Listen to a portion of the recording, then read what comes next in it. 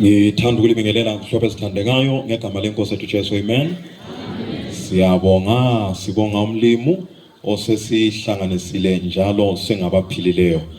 Ivese ngiyithandayo ithona uba bekungasinkosi ebilathi lapho izitha zethu zisivukela ngabe basiginya siphila ekuvutheni kolaka lwabokithi ngaba amanzi adlula phezukwethu lempophoma zedlula phezukomphefumulo wethu ethi kayibusiswe inkosi engasinikelanga saba impango emazinyweni abo saphunyuka njengenyoni emjibileni yabathiyi omjibila waqhamuka thina sasesiphunyuka ebese sithi ngakho ngizophakamisa amehlo ami ngibheke ezintabeni usizo lami luyakuvela phi na usizo lami luvela enkosini eyenza amazulu nomhlaba gayi kuvuma ukuthi unyawo lwakho luchelele umlondolozi wakho gayi kuzela bheka umlondolozi kaIsrayeli gayi kuzela njalo gayi kulala ethi oh taste and see that the Lord is good blessed is the man that trusteth in him.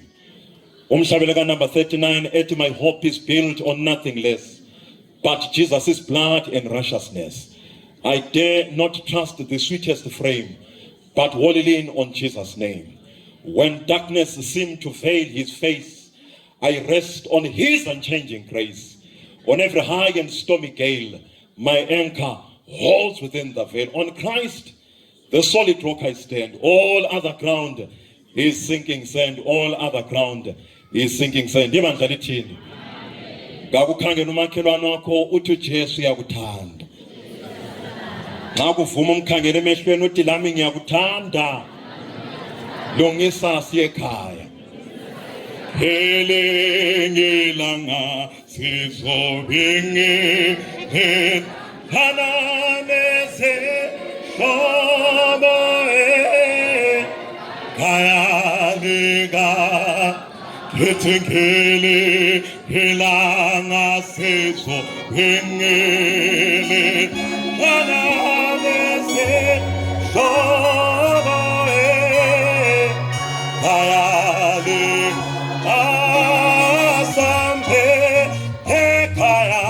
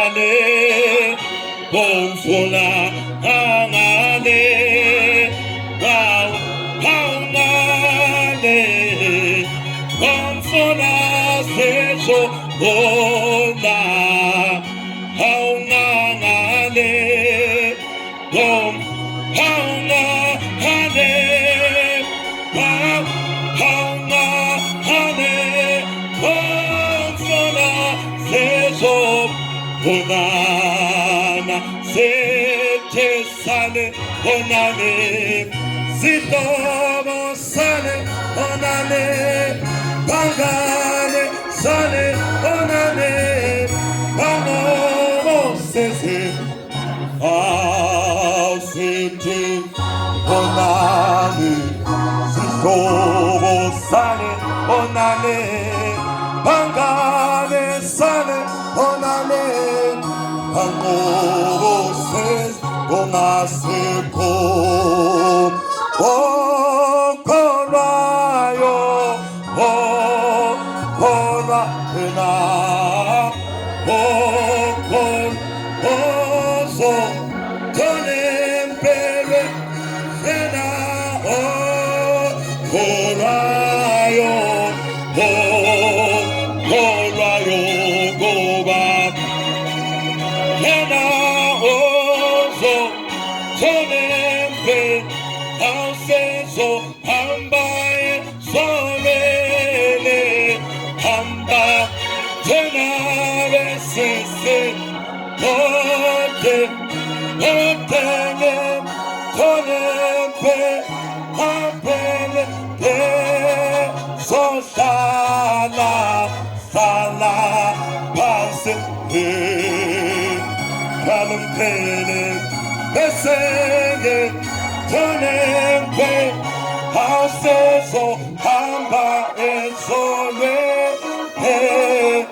Haezol Tenase Botem Botenge Tonembe Honge Sosala Sala Pasengi Kalumpe Enabe Songe Honge Peleo Ibandla lithini Sure sizabe sichaya imoro singasahlangani ngokuthi langa lezo kodwa sisithi malibongwe igama lenkosi ngokuba uJehova usisindisile. Now namhlanje ngithe ngivuka there is a poem ebilokhu ifika engqondweni yami and I felt a strong impression ukuthi ngifike ngiyibale la yabhalwa ngundoda okuthiwa Sir Francis Drake ngo-1577 ngesikhiwa ithi yona disturb us Lord when we are too well pleased with ourselves, when our dreams have come true because we have dreamed too little, when we arrive safely because we sailed too close to the shore. Disturb us, O Lord. Disturb us, O Lord, when with the abundance of things we possess, we have lost our thirst for the waters of life. Having fallen in love with life, we have ceased to dream of eternity. Disturb us, O Lord. And in our efforts to build a new earth, we have allowed our visions of the new heaven to dim. Disturb us, O Lord. Disturb us, O Lord, to dare more boldly to venture on wider seas, where storms will show your mastery. Where losing sight of land, we shall find the stars. We ask you to push back the horizons of our hope and to push into the future the strength, courage, hope, and love. Disturb us, O Lord. Luke 17, verse 11. Luke 17, verse 11. Utiena, now it happened as he went to Jerusalem that he passed through the midst of Samaria and Galilee. Then as he entered a certain village, there met him 10 men who were lepers, who stood far off, and they lifted up their voices and said, Jesus, Master, have mercy on us. So when he saw them, he said to them, go, show yourselves to the priests. And so it was that as they went, they were cleansed. May the good Lord bless the reading of his word. Customers and school again. Baba sekhaya ezulwini siyabonga. Khulumisana lathi sikuzwe. Sithi suka kule ndawo sizwakale ngokuthi ngempela uJehova ukhulumile. Makungabi yimi kodwa nguJesu ozobabazwa ephakanyiswe. Lo kungumthandazo wami ukukholwa kwelihle igama lenkosi yethu Jesu. Amen. Now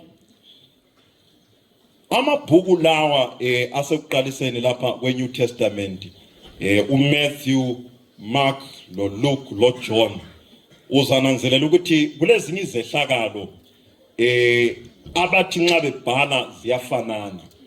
Lezo zehlakalo ezifananayo uzafica ukuthi kwezinye zezikhathi indlela ababhala ngayo yehlukene. Lokho kubangelwa ukuthi i-background yabo kumbe lezinto abahlangene lazo empilweni zichiyene.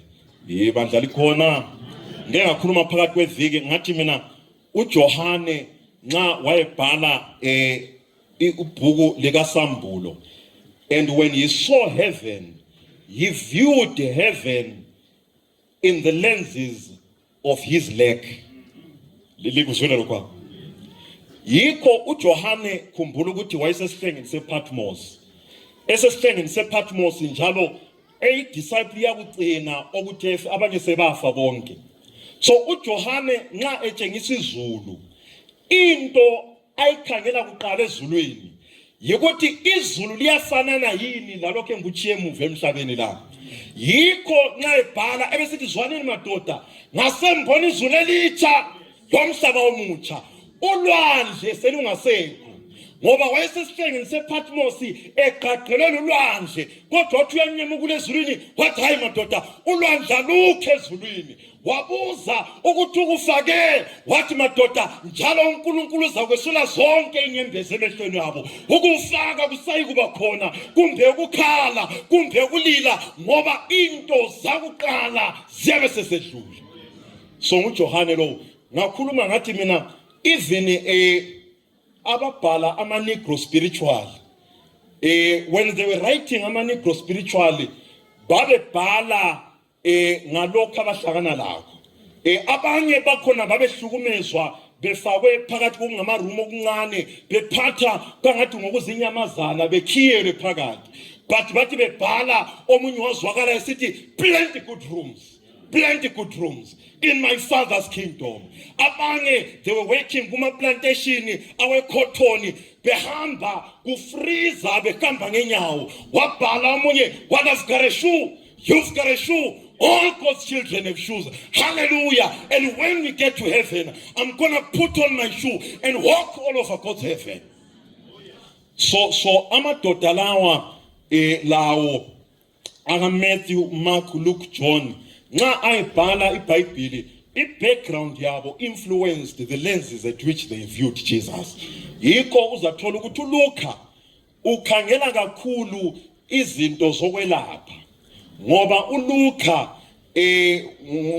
wayengudokotela ibandla lelikhona yini. So he has more instances where he writes about miracles of healing. That is Luke. uLuke introduce indaba funa esiyaziyo abaningi uNkulunkulu lendlela asebenza ngayo indaba endala oyaziyo kwezinye izikhathi uyakhamanza amatsha emthonjeni omdala. So isisiloyiso sami namhlanje ukubana uNkulunkulu asenzele njalo.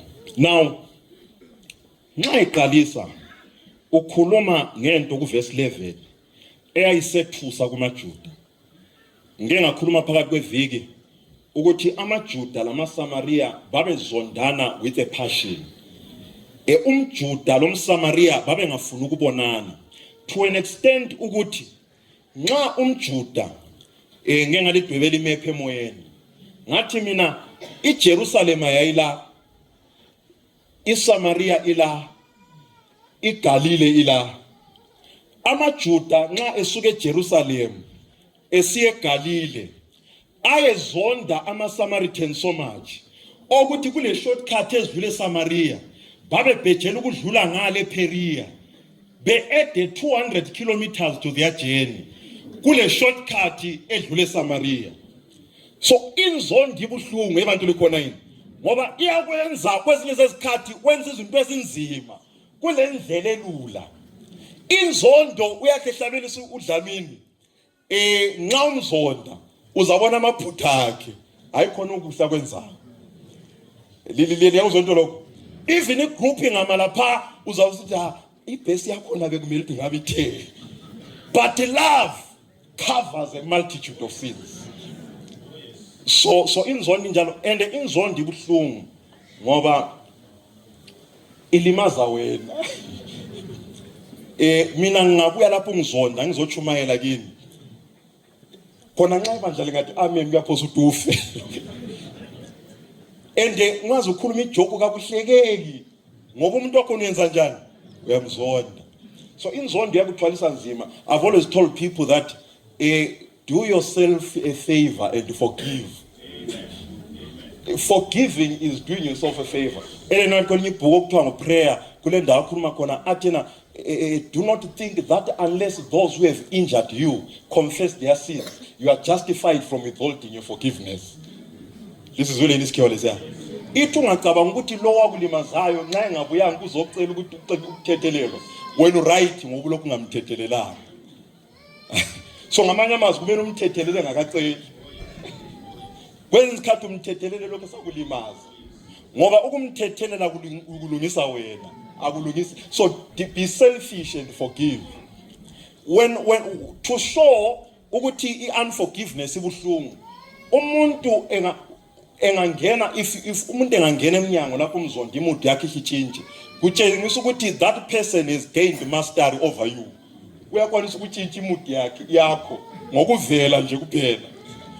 So do yourself a favor and forgive. So amaSamaritan babe lohlupho lokuthi babenga, and indaba yamaSamaria ukuxabana kwabo kwasokule more than 600 years kwaqalisa. So laba babephila ngesikhathi sika Jesu, they inherited hatred that they knew nothing about, and they were not there when the fight started.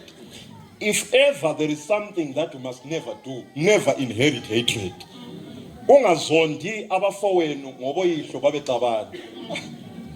Never inherit hatred. So ule tribalism la anjola ngezinto. So basebe uJesu iBhayibheli ithona kodwa uJesu wasedlule eSamaria. AmaJuda ayengadlule eSamaria kodwa uJesu uLuka ngabuyeqi khona ukuthi wayesiye eGalile. Wayesiye eGalile evele eJerusalem wadlula ngaphi eSamaria. Qhakathekile khona kwa ngoba Jesus will break rules in order to save someone. His mercies umusa kaJesu so awuzwakali. Singabona ngani unreasonable nxa siukhangela, but Jesus will break. Ngangizwa abangizwe besithi bona uJesu kangena eBhawa. Kangazi ukuthi wawubala ngaphi. Kodwa mina ngamphonga ngicabanga ukuthi eBhawa nxa elabantu abadingayo uyangena. Uyafica kwesinye isikhathi isidakwa edakwe engasazazi lebizo ehambe endlini efike engathawanga imota, kodwa omunye olesense ezikwanileyo imchaya imota engadakwanga. Likhona hlo ithangama. Ngangithi mina nxa ngikukhangela ngithi uyazi uNkulunkulu umuhle uyabagcina even esonweni sabo, efisa ukuthi ngolunye kade kazakele bali iBhayibheli Ezekiel 33 verse 11 uthena, as long as I live I have no pleasure in the death of the wicked, but that they should turn away from their wicked ways and live. Because Peter ngalethi the Lord is not slack concerning his promises, some count slackness, but he is long suffering, not willing that any should perish, but that all should come to repentance. Umlimu uyakulandelela uganga. Kwesinye isikhathi akugcine ungalimali ekugangeni, efisa ukuthi maybe ngolunye usuku uzayizwa intshumayelo aphenduke. Likhona manenkosi. So our God is merciful. Wadlula eSamaria. iBhayibheli ibisisithona uthe edlula eSamaria wasehlangana lama lepers, 10 lepers. Nxa ehlangana nama 10 lepers kuthiwa bamemeza ama 10 lepers, amalepa babexotshwa. Nxa usithi lobulephero wawuxotshwa ungahlali labantu ngoba you were regarded as unclean. But kulento enthengi ibala ngezwe ngisethuka ukuthi ama lepers ako-Israyeli ayiphathwa kabuhlungu ukwedlula ama lepers ezizweni. Ngoba ngale sithola kulomlepha uNamani owayebusa kwetelo lobulephero. So abezizweni babegcinwa babengabalahli, kodwa abako-Israyeli babelahlwa. Kwezinye zezikhathi abakholwayo they treat their sinners ngendlela ebuhlungu ukwedlula abangakholwayo. Ibandla likhona yini? So and ama lepers kwezinye zezikhathi nxa ubafica bebaningi laphana kwezinye isikhathi maybe ufice kulama Samaritan phakathi kwabo, then kulama lepers angamaJuda. Ungafika kuma lepers omunye uthi ngoMatthew Henry ukhuluma indaba emangalisayo uthena wawufica even kuma lepers amaJuda lobulephero ayebandlulula amaSamaria nobulephero kodwa begula into efana nayo but kulabanye abakhangelela abanye phansi liyakuzwa lokho mbonani ngikhuluma ngesono la kulabanye kwezinye izikhathi kuyasilinga kwinto lokho ugcine uzibone ngani wena uyisona esingcono kwedlula ezinye and siyakwazi kwezinye izikhathi ukukhangela ukuthi lwana anjwe yakubezwe ukuthi lwana ukholo lwakho solwentenga ukubona ukholo lwakho lentenga siyakwazi and isono sibonakala ngcono komunye umuntu kwedlula kuwe likhona mfethu anga ukuthi omunye ukholo lwakhe lentenga ubona ngcono ukwedlula wena abantu likhona yini in fact zwana lapho kutholobayo kubhuku okuthiwa nguministry of healing uthina the very act nguministry of healing page 492 uthina the very act of looking for evil in others develops evil in those who look. So sin hunters become the sin they hunt. Zwana uthebese sithini kule bhuku leli okuthiwa Testimonies to the Church volume 1 page 145 paragraph 1 uthena lilaleli I saw that some are withering spiritually. They have lived some time watching to keep their brethren straight, watching for every fault to make trouble with them. And while doing this, their minds are not on God, nor heaven, nor on truth, but just where Satan wants them, on someone else. Their souls are neglected. They seldom see or feel their own faults, for they have had enough to do to watch the faults of others without so much as looking to their own souls or searching their own hearts. Look, a person's dress or bonnet or apron takes their attention. They must talk to this one or that one, and it is sufficient to dwell upon for weeks. I saw that all the religion a few poor souls have consist in watching the garments and acts of others and finding fault with them. Unless they reform, there will be no place in heaven for them, for they will find fault with God himself. Uthena abanjalo kuba ngumkhuba umlimi ethi akuvumi ngoba bathi befika ezweni lapha pastor sithi uNkulunkulu wena ngasemona uyakhonza yena vele kumloke fuqela thina. So there is a problem in seeing ukona kwabanye wena ayibandla likhona yini. So babe njalo ama-Samaritan bathi malibonga igama lenkosi kuthiwa kona isuku kweza uJesu. uJesu indoda leyi lapha edlula khona wayengachisi mosifana. uJesu wayelona uthando. In fact ngicabanye ukuthi kwezenze izikhathi amaKristu kulohlupho esilalo ngoba sicabanga ukuthi ukuba ngcwele yikuthi ube umuntu ozondileyo nje. Ayiba ibandla lelikhona yini ube umuntu ozondileyo ohawulisayo. Nxa bemkhangela bethi lwana nguye umKristu. Kodwa ungabala ngoJesu. uJesu kuthiwa wayelolunye uthando ukuthi even izoni zazigijima ziye kuye. To an extent ukuthi abantwana uyabazi abantwana abafeki. Nxa vele ungani lo moya omubi abakubuyi kuwe. But kuthiwa babegijimela kubantu benkosi kuJesu.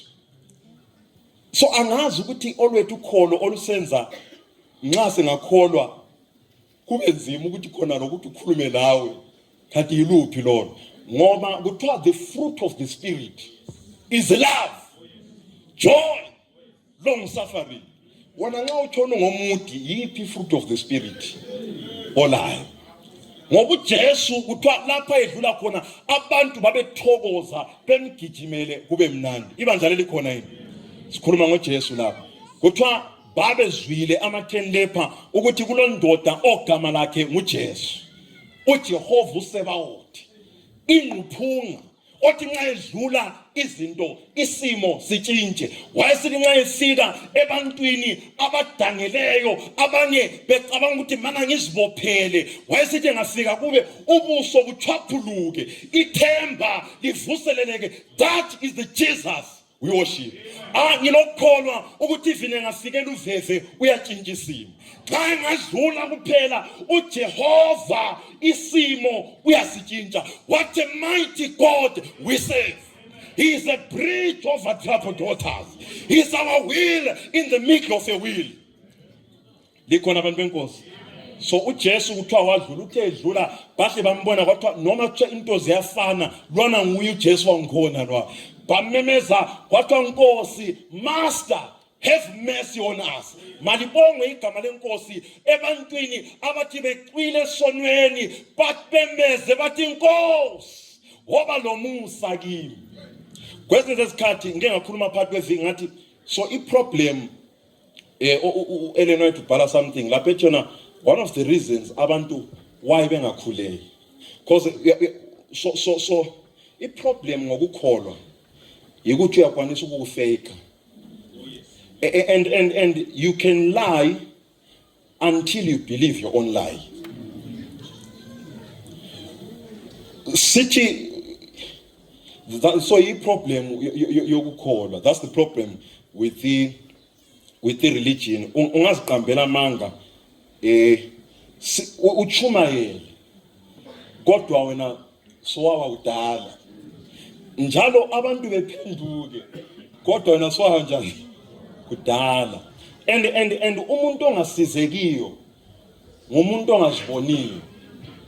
Ngoba the first step to recovery yikuvuma ukuthi lo hlupho. Kodwa nxa ungakazibona ukuthi lo hlupho maybe ubonwa ngabanye awusindiseke. This is why uJesu nxa wayefika ezikhathini eziningi, nxa wayefika ebantwini, ungabala iBhayibheli yakho kuthiwa wayefika emuntwini engaboni, so esithi ufuna ngikwenzelele, kumbe gogekile ufuna ngikwenzelele. Embona sibi kucaca ukuthi umuntu lo ugogekile akufunayo, but wayebuza umuntu wakhona ukuthi ufuna ngikwenzelele, ngoba wayefisa ukuthi umuntu olezikhulumele ethi ngilohlupho angiboni, ngifisa ukubona. The first step to recovery is to acknowledge that you have a problem. So uhlupho nge-religion kwezinye zesikhathi uyabala external, and uEleanor bese khuluma lokho esithi kulabanye abantu abangasakhulekiyo. Na ukukhuleka ngenye isayini yokuthi vele maybe subhazalele. And ayikhona kwe prayer band kumbe okokucelwa ukuthi uzovala ngomthandazo, ayisikho esikukhulumayo, ngoba lokho kwezinye isikhathi ngokwe show off. Sekhuluma ngokukhuleka wedwa. Ngiyakhuluma phakathi kweviki ngathi abantu abangakhulekiyo kwezinye isikhathi babona ukudonsa umthandazo, bengaphiwa isikhathi sokuthi bekhuleke, ngoba bona they do not have personal devotional prayers and they do not offload their heart daily to God. Ibandla lelikhona yini? So yiyo iproblem yokukho but malibonga igama lenkosi nxa singamemeza sithi Nkosi sisize. Vumani ngigijime siyeqeda isikhathi kasiseko. Now kuthiwa bamemeza, bathe bememezile uJesu wasesondela kibo, uthe sesondele kibo wasebatshela amadoda lana ayi-10 wasithi hambani liyezibonakalisa kuba priest. So laba kayenzanga lokho ukuthi wayesilisa, but lokho ngibatshela ukuthi hambani. Lokho lisesekhona abantu wabatshela ukuthi benze njani, behambe. So which means kwakudinga ukholo kwindaba lokho ukuthi kumele uhambe wona ungakasili. Ngoba even uhambo lwethu lokukholwa usile endleleni. Ngangizwa amasabatha kulenye into abayitha but sanctification is a process. So ngokuya usile endleleni, so basebetshela ukuthi hambani liyezibonakalisa kuba priest, basebehamba bathe besendleleni kuthiwa basebezibona ukuthi sebesilile. Bathe sebezibona ukuthi sesilile, then iBhayibheli it becomes clear sithi omunye wabo wayengumSamaria. Then umSamaria lwana wasephenduka walanda uJesu. Ibandla lokho lisesekhona. Uthe elanda uJesu kuthiwa wafika waguqa wabonga kuNkulunkulu. Uthe esebongela umSamaria uJesu wabuza wathi kathi belingekho yi10 Kanti bangapha abanye bangapha abanye ukuthi labo bezobonga, but wabesekhuluma amazwi lawa uJesu wabesesithi hamba, your faith has made you whole. Ngamanye amazwi labana abahambayo, they were partially healed, but that one who came back to thank God, he was made whole. So one of the things ezikhulunywa ukuthi zizatshengisa insuku zokugcina ukuthi abantu bazaba ngabantu abangabongiyo. Ngenye into bazaba bithi ngabantwana umkhulisi, but umze sekuhlamukela lethu. Umkhulise from esesemncane wakhula umze sithi it's like you don't understand. Umama uyangiloya. Isikhathi zokugcina silaba nabantu abanganjani abangabongiyo. Kwesinye isikhathi kungakulimazi ukuthi kabakubonganga. The attitude that we are supposed to have kwesinye isikhathi ukuthi wenze izinto onga expect ukubonga. Liyakuzwa into lokho. Ngoba abantu besikhathi sokugcina kababongi. Uyakwanisa ukubenzela kuhle, uyazi wenze kuhle. Abanye bathi bona abantu kulensuku abala danki. Ngabantu besikhathi zokugcina. But undoda who was commendable kuthiwa he came back and thanked God. Ngalokho kuyini okwamenza wabonga uNkulunkulu. Now sengivala sensiye kugcineni khona lapha. Yikho kule ndaba yethu. Kuyini okwenza wabonga uNkulunkulu? Number 1. WayengumSamaria. Now amaJuda uhlupho lwabo yikuthi babe they felt like they deserved health. They were entitled to health. Ukuthi as long ngingumJuda njalo ngingawoni imbiso yechuma akumelanga ngigule.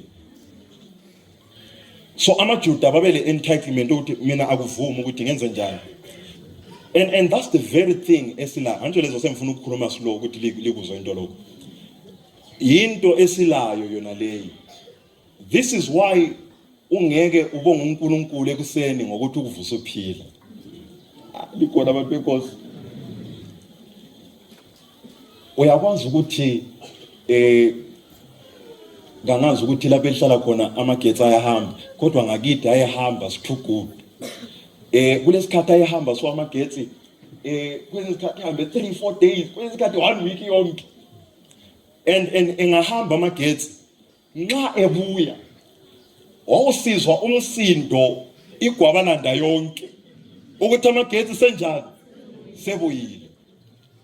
But now nxa kuyikuthi kangazi kumele kwensuku lokho esahamba, but nxa ngesikhathi amagetsi nxa engahambi ngakho ohamba emdulwini efike light egijima empompini efike evule celebrate ngakho njalo. Ngoba when you feel like izinto zingaba consistent ekuzuzeni ugcina ungasaziboni. Likuzwela into lokho. Now mina ngixoxa story lezi mbona ngangasixoxa la. Mina ngivelelwa gwelo. Elwagwele eMangwande. Ukhulu wami kuthiwa nguSamranda. Uchone last year, he was 105 years old. Ukhulu wami mina ngithe ngizalwa evele ngasabona emehlweni. So ukhulu, one thing eyandithathekisayo ngayo from the time ngivuleka amehlo ngithungulula amehlo ngimnanzelela, he was a very prayerful someone.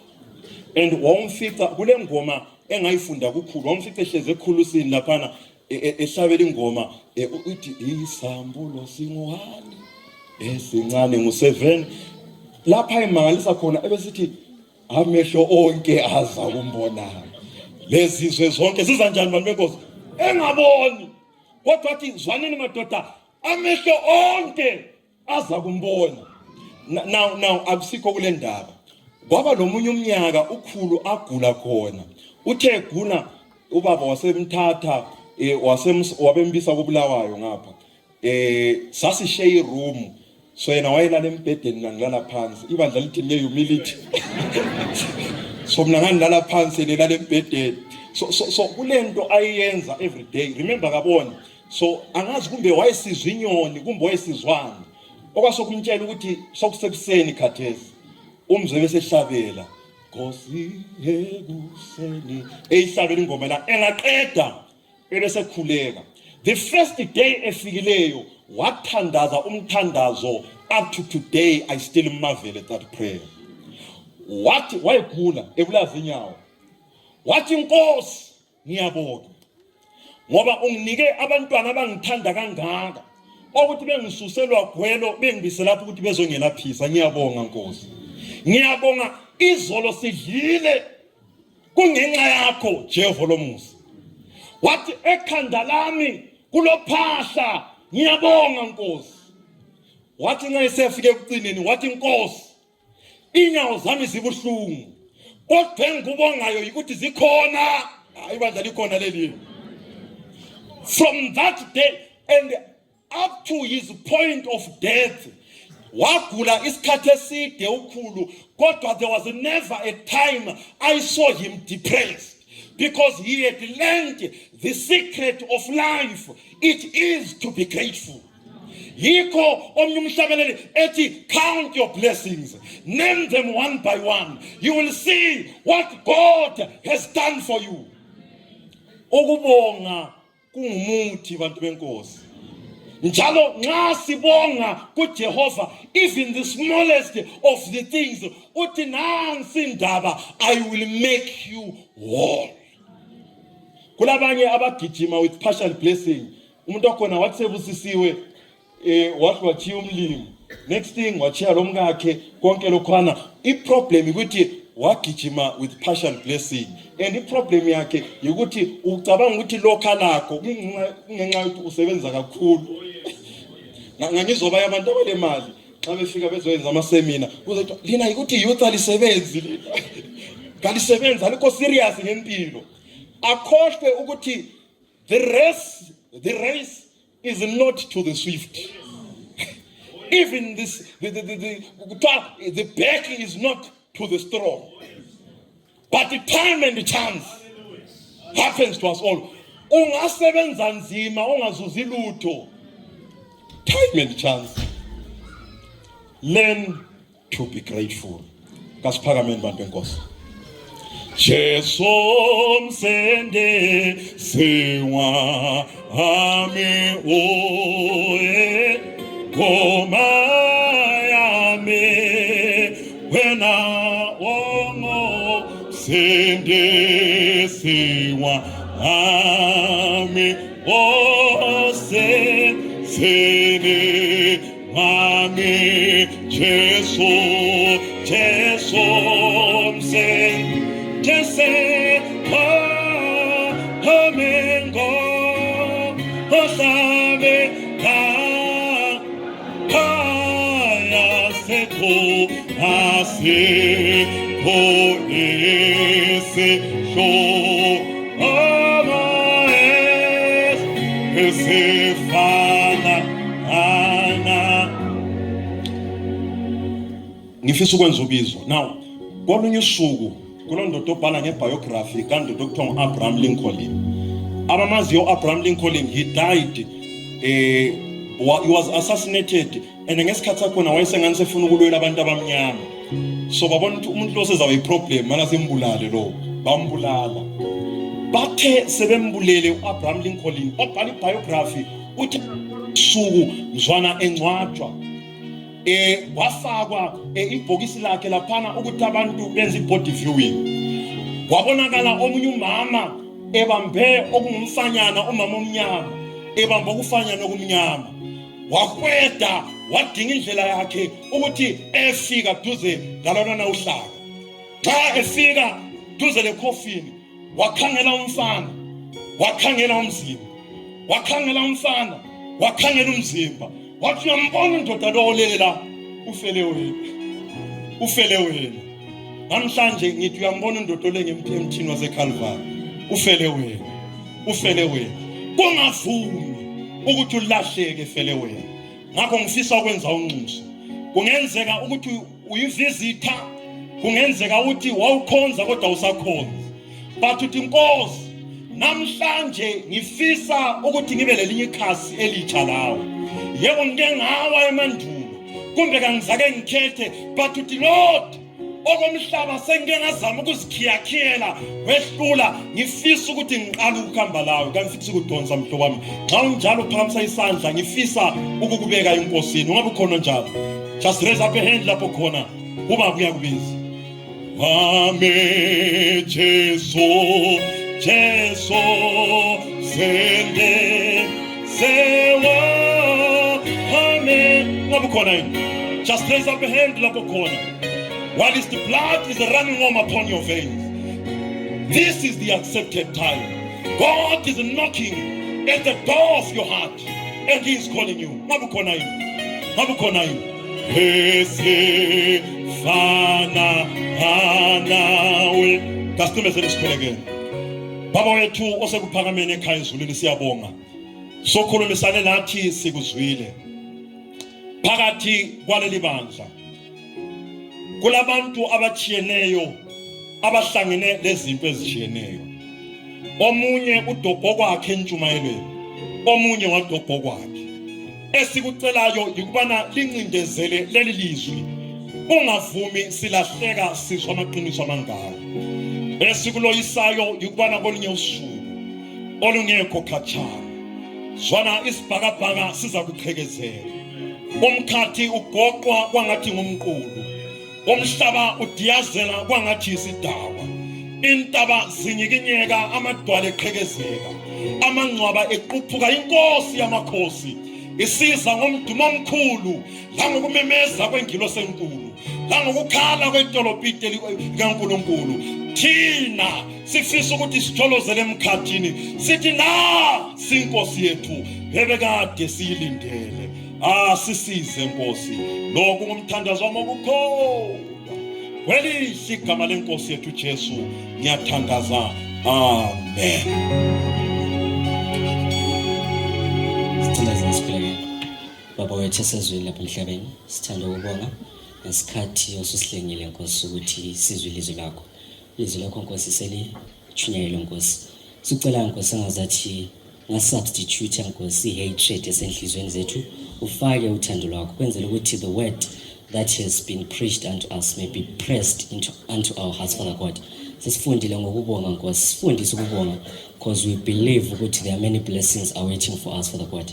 Please be with us at this particular moment of time. Senze kahle Nkosi, angazathi Nkosi nxa usiza amabizo ethu Nkosi etholakala esamabhukweni angcwele, sikhuleka silokubonga egameni lenkosi yethu Jesu. Amen.